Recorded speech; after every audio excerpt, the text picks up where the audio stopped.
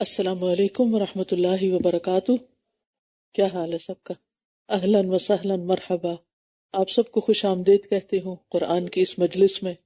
اللہ سبحانہ و تعالیٰ کا بہت بڑا احسان ہے کہ اس نے زندگی میں ایک بار پھر موقع دیا ہے کہ ہم قرآن مجید کے ترجمے سے گزر جائیں۔ نبی صلی اللہ علیہ وسلم ہر رمضان میں جبریل علیہ السلام کے ساتھ دورہ قرآن کیا کرتے تھے، اور آخری سال آپ نے 2 بار قرآن مجید کو دہرایا۔ اسی سنت پر عمل کرتے ہوئے ایک چھوٹی سی کوشش ہے کہ ہم بھی اس رمضان کی تیاری کرتے ہوئے، قرآن سے مضبوط تعلق قائم کرتے ہوئے قرآن مجید کے ترجمے کو دہرا سکیں۔ اللہ سبحانہ تعالیٰ سے دعا ہے کہ وہ ہمارے اس وقت میں برکت ڈالے اور ہمیں وہ بہترین باتیں سکھا دے جن پر عمل کر کے ہماری زندگی بدل جائے، اور جب ہم اپنے رب سے ملاقات کریں تو وہ ہمیں دیکھ کر خوش ہو جائے۔ اللہ سبحانہ تعالیٰ اس عمل کو پورے کا پورا خالص نیت کے ساتھ ہماری حسنات کا ذریعہ بنائے۔ یہ دورہ قرآن کینیڈا میں 2024 میں شروع ہو رہا ہے۔ مجھے یاد ہے کہ پہلا دورہ قرآن 2004 میں ہوا تھا۔ آج 20 سال بعد اللہ تعالیٰ نے پھر موقع دیا ہے۔ اس دوران بیچ میں اور بھی ہوئے ہیں، لیکن 20 سال کا ایک وقت گزر گیا ہے آپ لوگوں کو بھی قرآن سنتے ہوئے اور پڑھتے ہوئے۔ الحمدللہ، اللہ تعالیٰ ہمیں ساری زندگی اسی سے جوڑے رکھے۔ تو آئیے شروع کرتے ہیں۔ اعوذ باللہ من الشیطان الرجیم، بسم اللہ الرحمن الرحیم، الحمد للہ رب العالمین، الرحمن الرحیم، مالک یوم الدین، ایاک نعبد و ایاک نستعین، اہدنا الصراط المستقیم،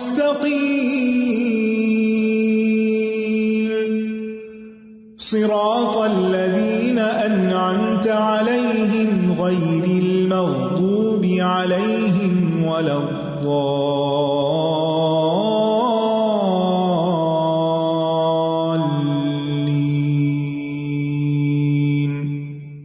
الحمد للہ رب العالمین، الرحمن الرحیم، مالک یوم الدین، الحمد للہ الذی علم بالقلم، علم الانسان ما لم يعلم، الحمد للہ الذی ہدانا لنور الاسلام وارشدنا لطریق العلم والایمان، الحمد للہ حمدا کثیرا طیبا مبارکا فیہ کما یحب ربنا ویرضی۔ سب تعریف اللہ کے لیے ہے جو تمام جہانوں کا رب ہے۔ وہ بڑا مہربان، نہایت رحم کرنے والا ہے، بدلے کے دن کا مالک ہے۔ سب تعریف اللہ کے لیے ہے جس نے قلم کے ساتھ لکھنا سکھایا اور انسان کو وہ کچھ سکھایا جو وہ جانتا نہیں تھا۔ سب تعریف اللہ کے لیے ہے جس نے اسلام کے نور کی طرف ہمیں ہدایت دی اور علم اور ایمان کے راستے کی طرف ہماری رہنمائی کی۔ سب تعریف اللہ کے لیے ہے، بہت زیادہ تعریف، پاکیزہ اور بابرکت تعریف جسے ہمارا رب پسند کرتا ہے اور اس سے راضی ہوتا ہے۔ قرآن مجید اللہ تعالیٰ کی طرف سے ایک عظیم نعمت ہے، نصیحت ہے، ہدایت ہے، رحمت ہے اور سراسر شفا ہے ان بیماریوں کے لیے جو دلوں میں ہیں۔ ایمان والوں کے لیے یہ اللہ کی طرف سے فضل اور رحمت کا باعث ہے۔ قرآن کی مجالس میں رحمت اور سکینت اترتی ہے۔ رسول اللہ صلی اللہ علیہ وسلم نے فرمایا، جو لوگ اللہ کے گھروں میں سے کسی گھر میں اللہ کی کتاب کی تلاوت کرتے ہیں اور اس کی باہم تعلیم میں مصروف ہوتے ہیں، ان پر سکینت اترتی ہے، رحمت انہیں ڈھانپ لیتی ہے، فرشتے انہیں گھیر لیتے ہیں اور اللہ ان کا ذکر اپنے پاس موجود فرشتوں میں کرتے ہیں۔ بہترین ہے وہ لوگ جو قرآن سیکھیں اور سکھائیں۔ رسول اللہ صلی اللہ علیہ وسلم نے فرمایا، خیرکم من تعلم القرآن وعلمہ، تم میں سے بہترین وہ ہے جو قرآن سیکھے اور سکھائے، اور جس کے ساتھ اللہ بھلائی کا ارادہ کرتا ہے اسے دین کی سمجھ دے دیتا ہے۔ اس کتاب کے ساتھ برکتیں اترتی ہیں۔ اللہ سے دعا ہے کہ وہ ہمیں اس کی برکتوں سے مالا مال فرمائے۔ بعض مفسرین کہا کرتے تھے، ہم قرآن پڑھنے میں مشغول ہوئے تو ہمیں دنیا میں برکات اور خیرات نے ڈھانپ لیا۔ ابن قیم کہتے ہیں، کسی بھی بندے کے لیے قرآن کی قرات، اس میں لمبا غور و فکر کرنے اور اپنی سوچ کو آیات کے معنی پر مرکوز کرنے سے بڑھ کر اس کی زندگی اور آخرت میں زیادہ فائدہ مند اور اس کی نجات کو زیادہ قریب کرنے والی چیز کوئی اور نہیں۔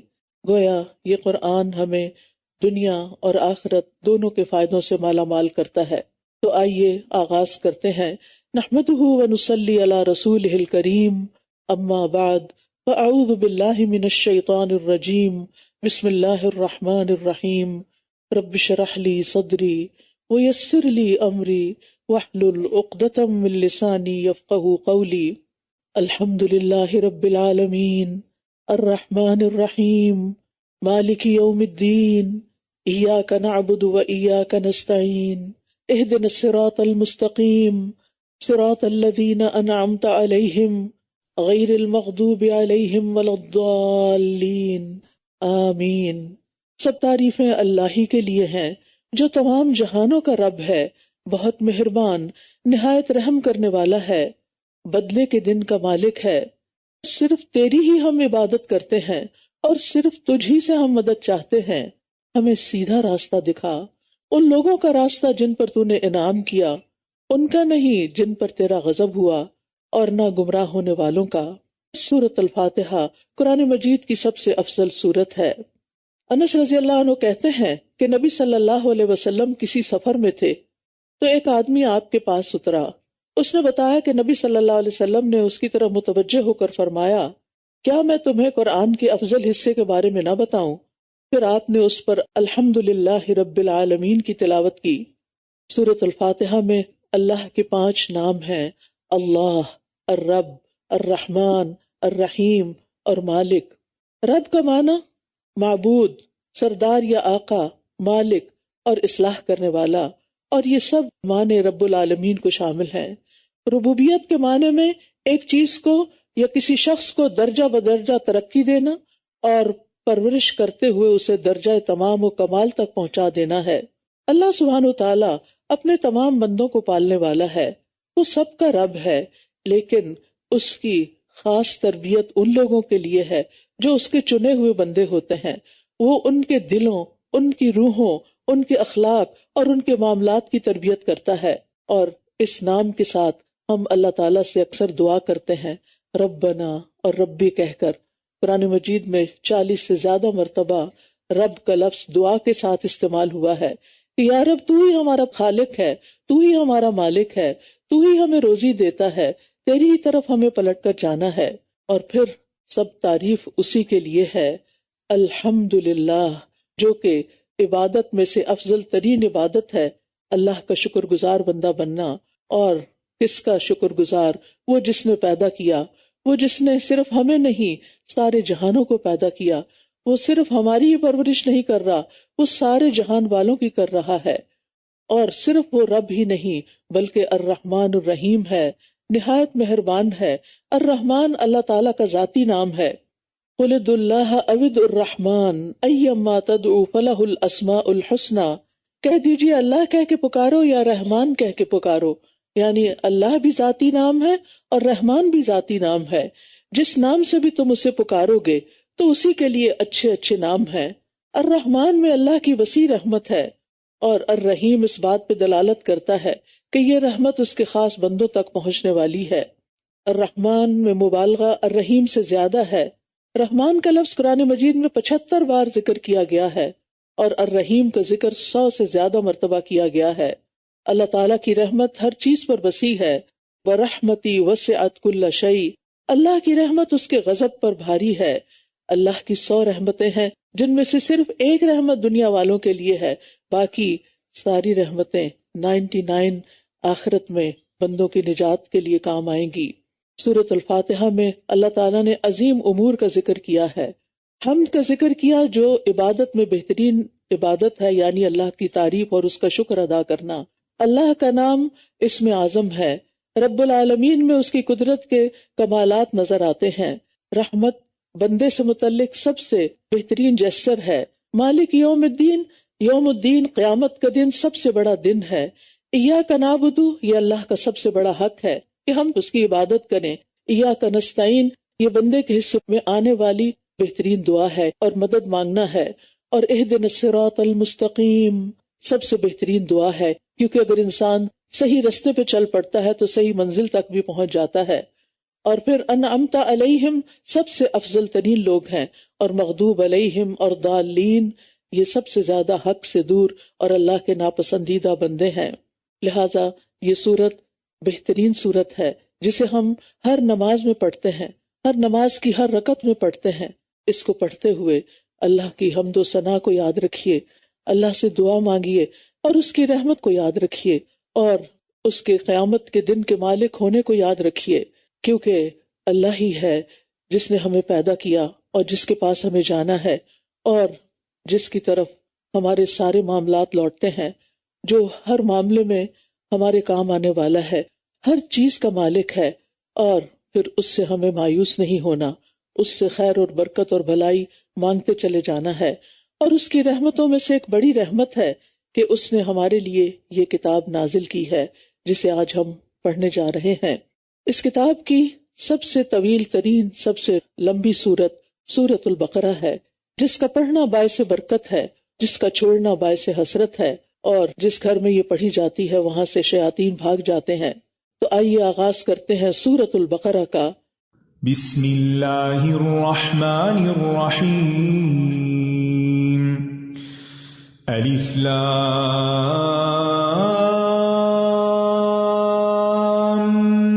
میم،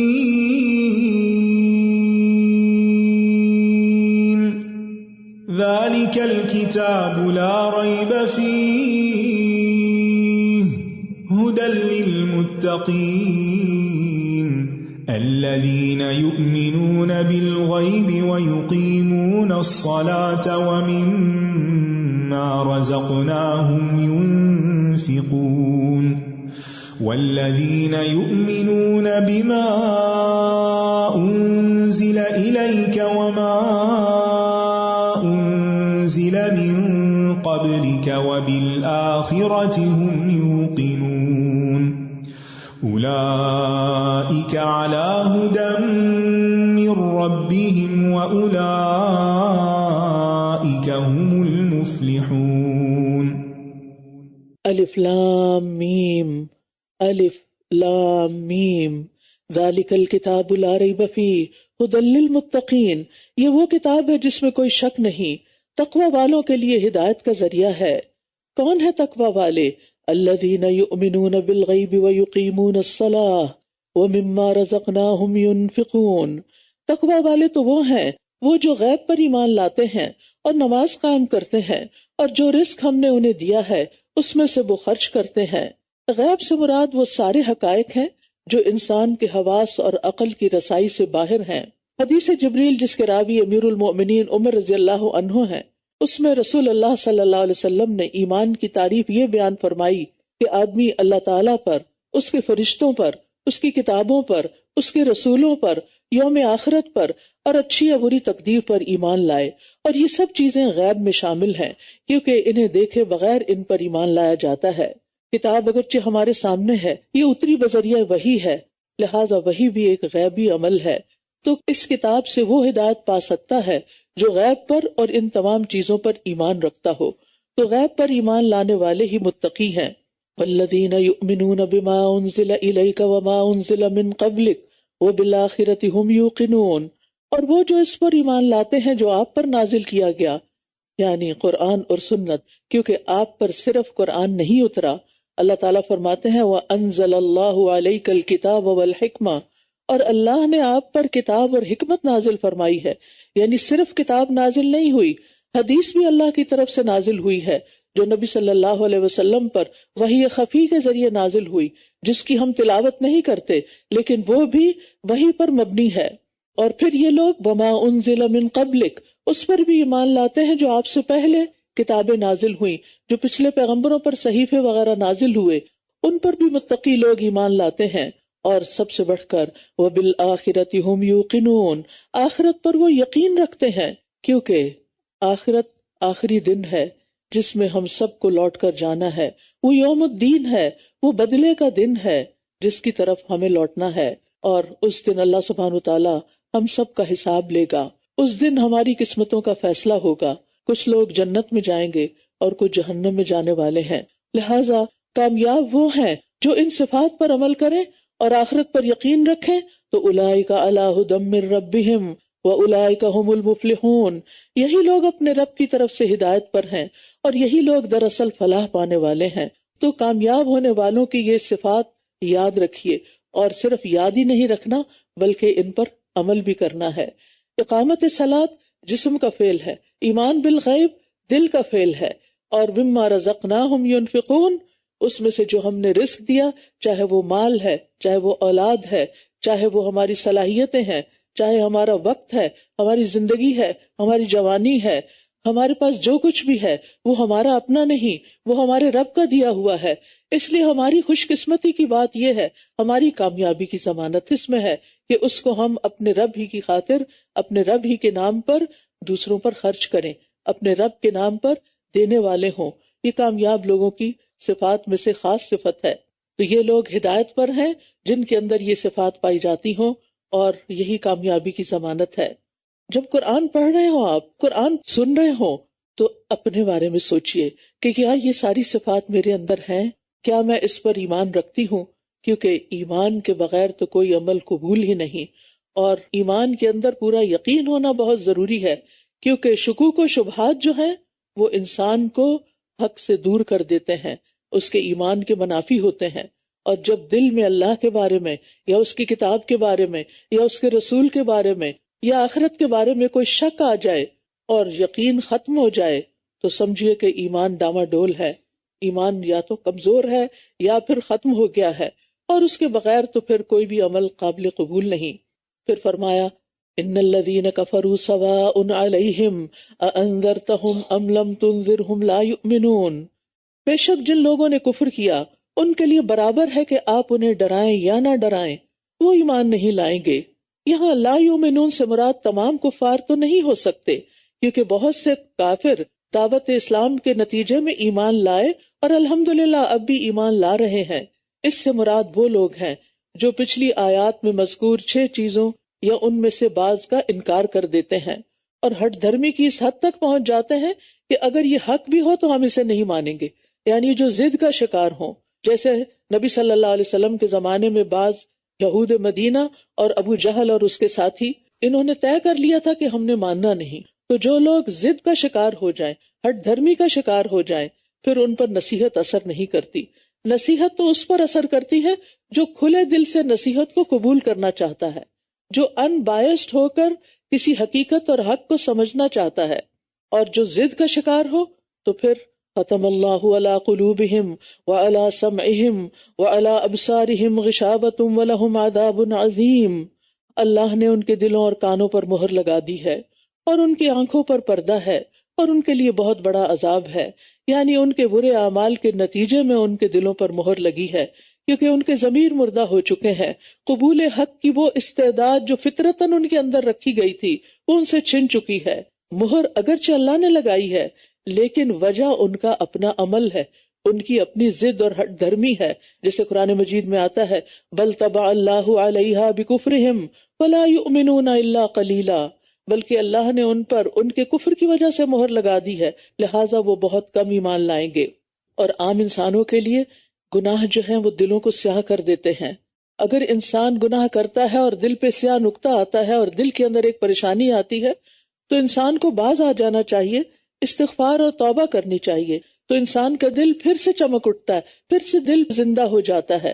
لیکن اگر وہ دوبارہ گناہ کرتا ہے تو نقطہ بڑھا دیا جاتا ہے یہاں تک کہ وہ دل پہ چھا جاتا ہے، اور یہی وہ زنگ ہے جس کا اللہ نے ذکر کیا، کلا بل ران علی قلوبہم ما کانوا یکسبون، ہرگز نہیں بلکہ زنگ بن کے چھا گیا ہے ان کے دلوں پر جو وہ کمائی کرتے ہیں۔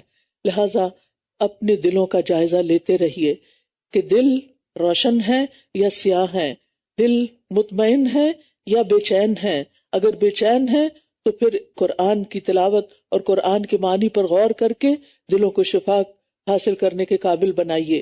پہلی کچھ آیات متقین کے بارے میں تھی، دوسری کفار کے بارے میں، اور اب منافقین کے بارے میں 13 آیات ہیں، کیونکہ نفاق کا پتہ چلانا مشکل ہوتا ہے، لہٰذا اللہ سبحانہ وتعالیٰ نے ان کی کچھ علامات بتا دیں۔ وَمِنَ النَّاسِ مَن يَقُولُ آمَنَّا بِاللَّهِ وَبِالْيَوْمِ الْآخِرِ وَمَا هُمْ بِمُؤْمِنِينَ، اور لوگوں میں سے کچھ وہ ہیں جو کہتے ہیں کہ ہم اللہ پر اور آخرت کے دن پر ایمان لے آئے ہیں، حالانکہ وہ مومن نہیں ہیں، کیونکہ اللہ ان کے دلوں کا حال جانتا ہے نا۔ ایمان تو دل میں ہوتا ہے، اور دل دوسرے انسانوں کے سامنے نہیں ہوتے، اللہ ہی کو پتا ہوتا ہے کہ دلوں کا حال کیا، لہٰذا اللہ نے دلوں کا حال کھول کے رکھ دیا کہ ان کے دلوں میں ایمان نہیں۔ وہ اللہ کو دھوکہ دیتے ہیں اور ان لوگوں کو جو ایمان لائے، حالانکہ یہ اپنے آپ ہی کو دھوکہ دے رہے ہیں اور یہ اس کا شعور بھی نہیں رکھتے، کیونکہ بیمار دل نیکی اور بدی کا احساس نہیں کر سکتا، اس کا فرق نہیں جانتا۔ دل بیمار ہو تو اچھے برے کا شعور بھی ختم ہو جاتا ہے، پھر انسان اچھے کو برا اور برے کو اچھا سمجھنے لگتا ہے۔ جیسے بیمار انسان کے منہ کا ذائقہ تبدیل ہو جاتا ہے نا، تو اگر آپ اس کو کوئی میٹھی چیز بھی کھانے کو دیں تو وہ کہے گا یہ کڑوی ہے، لے جاؤ، مجھے نہیں کھانی۔ تو یہی حال نفاق کا ہوتا ہے۔ قرآن مجید میں اللہ تعالیٰ فرماتے ہیں أَفَمَنْ زُيِّنَ لَهُ سُوءُ عَمَلِهِ فَرَآهُ حَسَنًا، تو کیا وہ شخص جس کے لیے اس کا برا عمل مزین کر دیا گیا تو اس نے اس کو اچھا سمجھا، اس شخص کی طرح ہو سکتا ہے جو ایسا نہیں؟ تو کچھ لوگ ایسے ہوتے ہیں جن کے برے اعمال ان کے لیے خوبصورت بنا دیے جاتے ہیں اور وہ سمجھتے ہیں کہ وہ بہت اچھا کر رہے ہیں۔ تو ہم سب کو اللہ تعالیٰ سے دعا کرنی چاہیے کہ یا رب ہمیں ہماری غلطیاں دکھا، ہمیں یقین دلا کہ ہم غلط کر رہے ہیں، تاکہ ہم ان پر توبہ کریں اور ہم اپنی اصلاح کریں، کیونکہ اصلاح کا موقع صرف اسی زندگی میں ہے، مرنے کے بعد کوئی اصلاح نہیں ہو سکے گی۔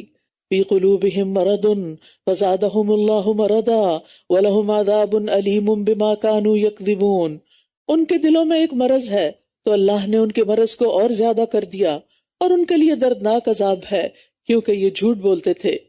اور جب ان سے کہا جاتا ہے کہ زمین میں فساد نہ کرو تو کہتے ہیں کہ ہم تو صرف اصلاح کرنے والے ہیں۔ خبردار، بے شک یہی فساد کرنے والے ہیں، لیکن یہ شعور نہیں رکھتے۔ فساد کب ہوتا ہے؟ اللہ کی نافرمانی سے۔ فساد ہوتا ہے لوگوں پر ظلم ڈھانے سے۔ تو جب ان کو کہا جاتا ہے کہ حقوق اللہ بھی ادا کرو اور حقوق العباد بھی، تو پھر یہ کہتے ہیں کہ نہیں، ہم تو جو کر رہے ہیں سب اچھا کر رہے ہیں، اور اپنے فساد کو بھی نہیں سمجھتے۔ اور جب ان سے کہا جاتا ہے ایمان لاؤ جیسے اور لوگ ایمان لائے، تو کہتے ہیں کیا ہم بھی اسی طرح ایمان لائیں جیسے بے وقوف ایمان لائے ہیں؟ خبردار، یقیناً یہ خود ہی بے وقوف ہیں، لیکن یہ جانتے نہیں ہیں۔ یہاں پر آپ دیکھیے اللہ تعالیٰ نے سچے ایمان کا کرائیٹیریا بتا دیا ہے، ویسا ایمان جیسے صحابہ کا تھا۔ یہ اس دور کے لوگوں سے بھی تقاضا ہے اور آج ہم سے بھی تقاضا ہے کہ ہمارا ایمان کیسا ہونا چاہیے۔ ہمارے رول ماڈلز کون ہیں؟ صحابہ کرام ہیں۔ ان کا لائف سٹائل دیکھیے اور اپنا طرز زندگی دیکھیے، ہم کس طرح جی رہے ہیں، ہم کیا کر رہے ہیں؟ کیا ہمارا ایمان بھی ویسا ہے جیسے صحابہ کا تھا؟ کیا ہماری نمازیں ویسی ہیں؟ کیا ہمارا اللہ کے راستے میں خرچ کرنا ویسا ہے جیسے صحابہ کرام کا تھا؟ اور اگر نہیں تو ہمیں فکر کرنی چاہیے کہ کہیں ہم نفاق کے اندر تو داخل نہیں ہو رہے۔ لہٰذا اس کے لیے بہت ضروری ہے کہ ہم صحابہ کرام کے حالات زندگی بھی پڑھیں، ان کی زندگیوں سے بھی اپنے آپ کو منور کریں، تاکہ ہمیں پتہ چلے کہ وہ کیسے جیتے تھے اور آج ہم کیسے جی رہے ہیں۔ اور جب یہ ان لوگوں سے ملتے ہیں جو ایمان لائے تو کہتے ہیں ہم بھی ایمان لائے ہیں، اور جب اپنے شیطانوں کے پاس تنہا ہوتے ہیں تو کہتے ہیں کہ دراصل ہم تمہارے ساتھ ہیں، ہم تو صرف ان سے مذاق کر رہے ہیں۔ یہاں شیطانوں سے مراد ان کے لیڈرز ہیں۔ اللہ ان سے مذاق کرتا ہے اور انہیں ڈھیل دے رہا ہے جبکہ یہ اپنی سرکشی میں بھٹکتے پھر رہے ہیں۔ منافقین جو دل میں کفر رکھتے تھے، دل سے انکار کرتے تھے، جب وہ مسلمانوں سے ملتے تو ان کے سامنے اپنے اسلام کا اظہار کرتے، کہتے آمنا، ہم ایمان لائے ہیں، اور جب اپنے لوگوں کے پاس ہوتے تو ایمان والوں کا مذاق اڑاتے۔ اسی لیے اللہ سبحانہ تعالیٰ نے ان کے بارے میں یہ طے کر دیا کہ یہ جہنم کے سب سے نچلے گڑھے میں ہوں گے، لیکن دنیا میں اللہ نے ان کی رسی دراز کر رکھی ہے۔ اولئک الذین اشتروا الضلالۃ بالہدی فما ربحت تجارتہم وما کانوا مہتدین، یہی وہ لوگ ہیں جنہوں نے ہدایت کے بدلے گمراہی خرید لی، تو نہ ان کی تجارت فائدہ مند ہوئی اور نہ ہی یہ ہدایت پانے والے ہوئے۔ ان کی مثال اس شخص کی طرح ہے جس نے آگ جلائی، اور جب اس آگ نے اس کے ماحول کو روشن کر دیا تو اللہ ان کا نور لے گیا اور انہیں اندھیروں میں چھوڑ دیا، اب یہ دیکھ نہیں پاتے۔ دنیا میں فائدے پا لینا لیکن آخرت میں اندھیرا ہی اندھیرا ہونا، یہ کس وجہ سے ہوتا ہے؟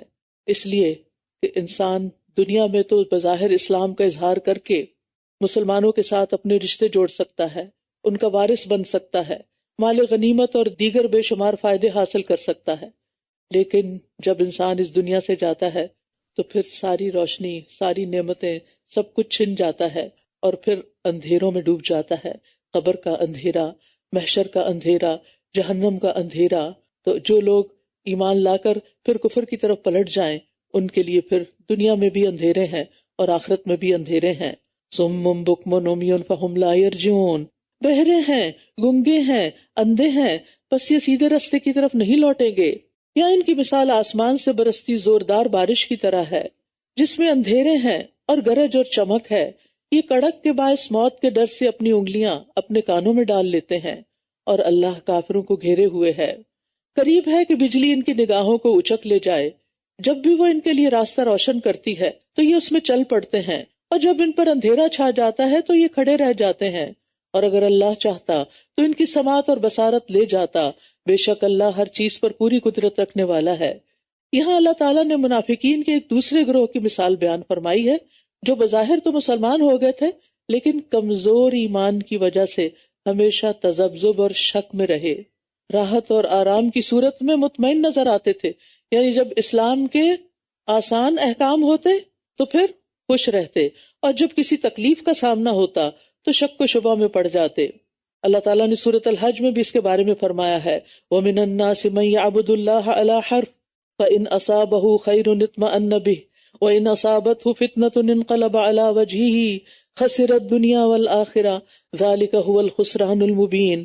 اور لوگوں میں سے کوئی وہ بھی ہے جو اللہ کی عبادت ایک کنارے پر کرتا ہے، پھر اگر اسے کوئی بھلائی پہنچ جائے تو اس کے ساتھ مطمئن ہو جاتا ہے، اور اگر اسے کوئی آزمائش آ پہنچے تو اپنے منہ پر الٹا پھر جاتا ہے۔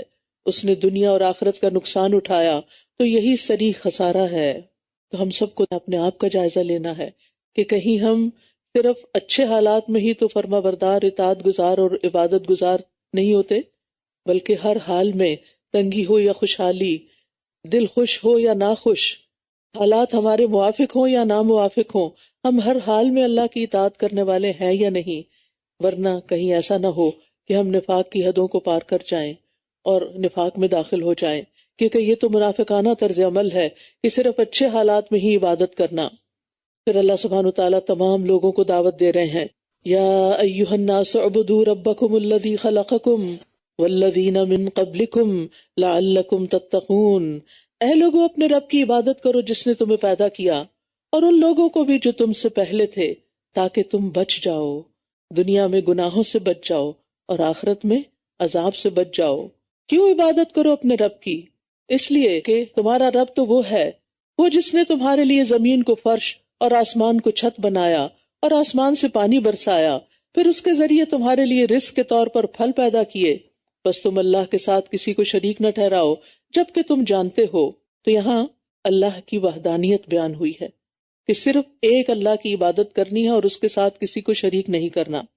شرک اکبر اور شرک اصغر دونوں کو چھوڑ دینا ہے، اور پھر اس کے بعد عبادت کے لیے ضروری ہے کہ قرآن مجید سے تعلق قائم کیا جائے، لہٰذا اس بات کا یقین ہونا ضروری ہے کہ یہ کتاب ہدایت ہے اور اس میں کسی قسم کا کوئی شک نہیں، کیونکہ اگر قرآن کے بارے میں دل میں ڈاؤٹ آ گئے تو پھر قرآن پہ عمل نہیں کر سکیں گے۔ اسی لیے فرمایا، اور اگر تمہیں اس میں شک ہے جو ہم نے اپنے بندے پر نازل فرمایا تو اسی طرح کی ایک صورت تم بھی بنا لاؤ، اور اللہ کے سوا اپنے مددگاروں کو بھی بلا لو اگر تم سچے ہو۔ پھر اگر تم ایسا نہ کر سکو اور تم ہرگز ایسا کر بھی نہ سکو گے تو بچو اس آگ سے جس کا ایندھن انسان اور پتھر ہے، جو کافروں کے لیے تیار کی گئی ہے، اور خوشخبری دے دیجیے ان لوگوں کو جو ایمان لائے اور انہوں نے نیک عمل کیے کہ ان کے لیے ایسے باغات ہیں جن کے نیچے نہریں جاری ہیں، جب کبھی انہیں ان باغوں میں سے کوئی پھل کھانے کو دیا جائے گا تو وہ کہیں گے یہ تو وہی ہے جو اس سے پہلے ہم دیے گئے، یعنی دنیا میں، اور انہیں اس سے ملتے جلتے ہی دیے جائیں گے، اور وہاں ان کے لیے پاک صاف بیویاں ہوگی اور وہ ان میں ہمیشہ رہنے والے ہیں۔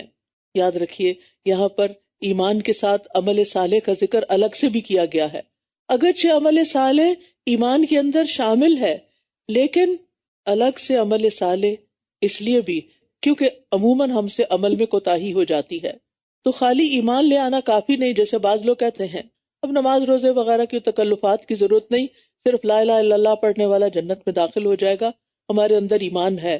بالکل ہم مانتے ہیں آپ کے اندر ایمان ہوگا، لیکن ایمان کے ساتھ ساتھ ایمان کے تقاضے بھی پورے کرنے ہیں جو قرآن و سنت میں ہمیں بتائے گئے ہیں۔ اس کے بعد اللہ سبحانہ وتعالیٰ ایک مثال کے ذریعے بات سمجھاتے ہیں